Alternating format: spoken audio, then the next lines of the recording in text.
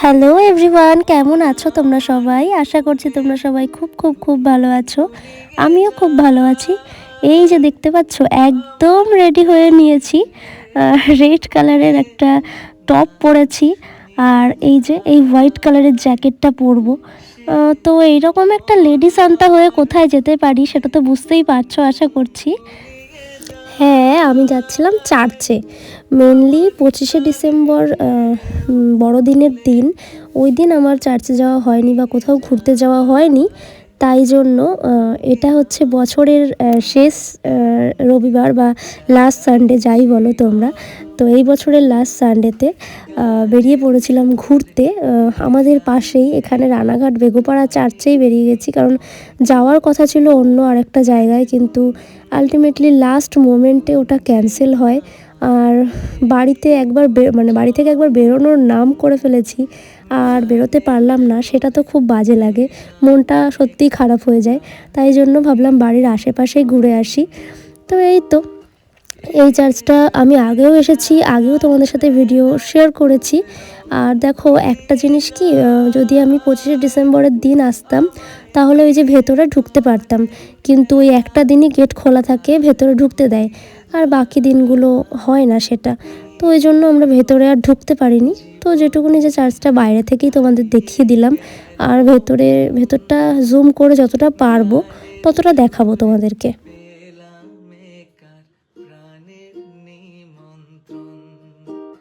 আজ গুন গুন গুন কুঞ্জে আমার একই গুঞ্জরণ।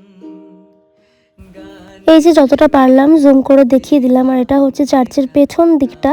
তো চলো এই জায়গাটাও তোমাদেরকে একটু দেখিয়ে দিই।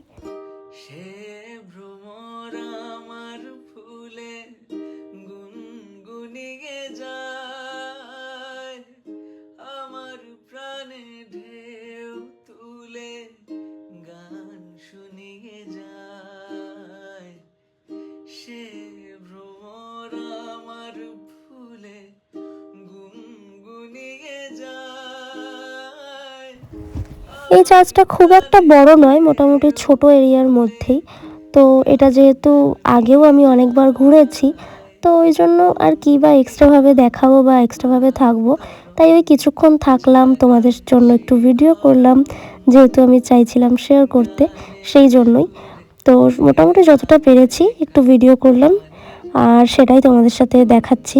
খুব বেশিক্ষণ এখানে থাকবোও না, অল্প কিছুক্ষণের জন্যই এসেছি। তো চলো যেটুকুনি যা ক্লিপ নিয়েছি সেটাই তোমাদের সাথে শেয়ার করি।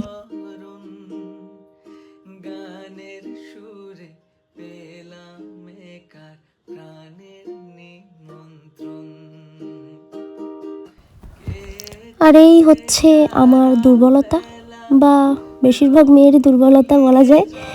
তো আর কি, ওই যে রাস্তার ওপারে চার্চ দেখতে পাচ্ছ, আর রাস্তার এপারে হচ্ছে মেলা। প্রতিবারই এই চার্চের মেলা বসে, আর যেহেতু আমরা একটু বেলায় বেলায় এসেছি, তাই দেখো লাইটিংগুলো সেইভাবে অতটা ভালো লাগছে না, এখনও বোঝা যাচ্ছে না, কারণ এখনও বাইরের আলো রয়েছে যেহেতু। তাও মেলার ভেতরে একটু ঢুকলাম তোমাদের সাথে একটু শেয়ার করার জন্য। এরপর যত রাত বাড়বে মেলার ভিড়টাও বাড়বে। তো এই তো, সন্ধে এখনও যেহেতু পুরোপুরি হয়নি, তাই আর কি সেরকম ভিড় বোঝা যাচ্ছে না, তবুও যতটা যা আছে তো সেটাই দেখালাম। আর আমি সেরকম কোনো মেলার দোকানে ঢুকিনি, যার কারণে সেই দোকানের জিনিসপত্র তোমাদের সেইভাবে দেখাতে পারলাম না।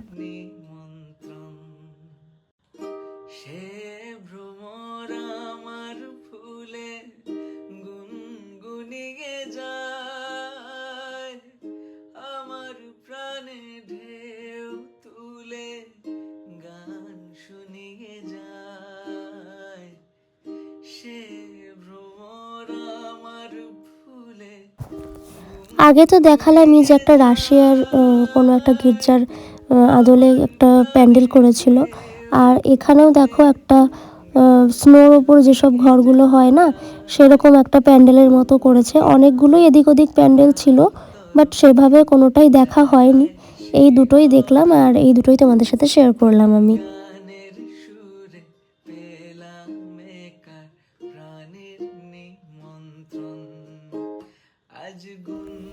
এবার কিছু খাওয়া দাওয়ার জন্য চলে আসলাম ফ্লেভার্স অফ রানাঘাটে।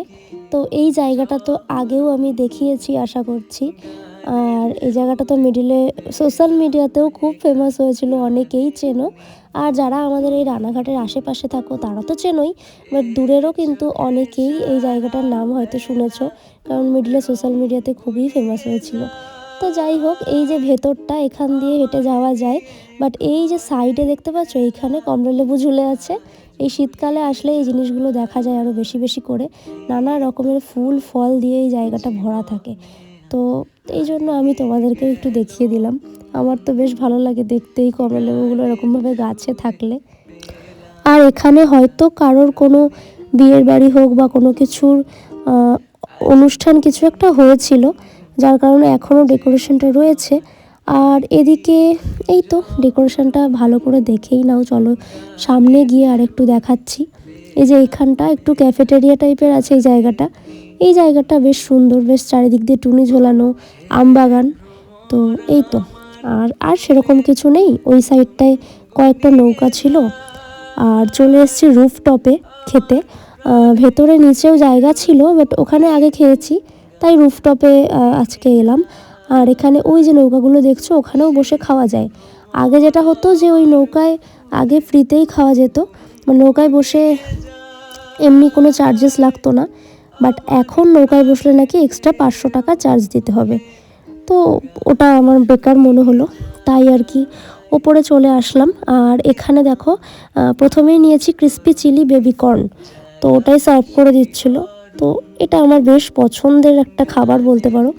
আর তারপরে নিয়ে নিলাম এখানে মিক্স চাউমিন, আর এটা হচ্ছে প্যান ফ্রাইড চিকেন। তো সব কটা খাবারই ভালো ছিল। দেন চলে আসলাম চা খেতে। চা ছাড়া শীতের সন্ধে অসম্পূর্ণ, কি বলো তোমরা? তো এই তো মাটির ভাঁড়ে চা।